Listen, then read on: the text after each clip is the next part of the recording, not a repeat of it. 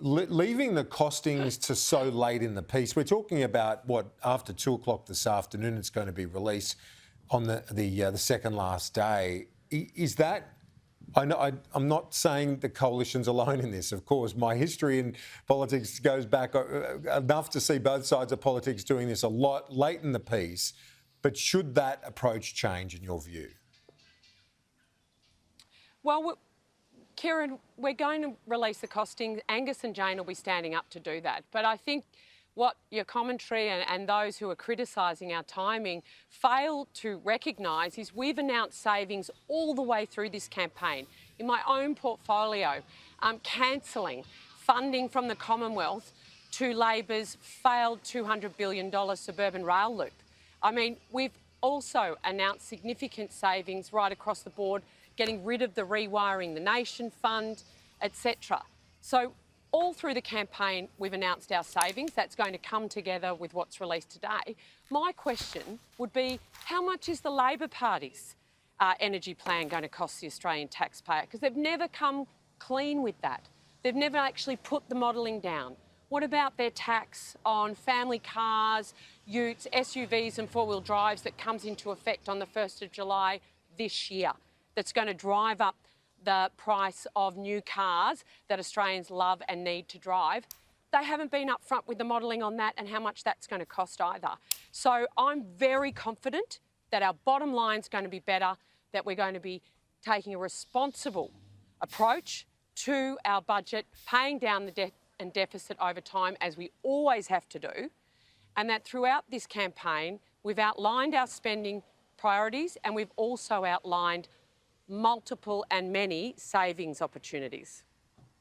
I'm going to talk polls in a moment with an analyst. I'm not going to ask you about the polls. I'm going to ask you about the mood on the ground in Bendigo, because as you said, you're taking on where you are as a Labor seat, or has been, with Lisa Chesters. Yep. What's your sense of not just Bendigo, but the Nationals elsewhere? Because while you're on the front foot there today, I've been told the last 24 hours that Cowper's not looking as good as you would like at the moment. So give us a sense of the Nationals. How are you holding up your end of the bargain in the coalition? Well, we always run hyper-local campaigns with great local champions as our candidates, and our communities really respond to that. Here in Bendigo, we're taking on a seat with a 12% margin, but it's a seat that Labor's taken for granted for 27 years. And we've got a great local champion in Andrew Lethlean. We've had, great energy around the campaign and a lot of nods when we're out and about talking to locals about a time for change and needing change that they can trust. This is a seat that was a heavy no vote against Labor. This is the Victorian Premier's state seat as well.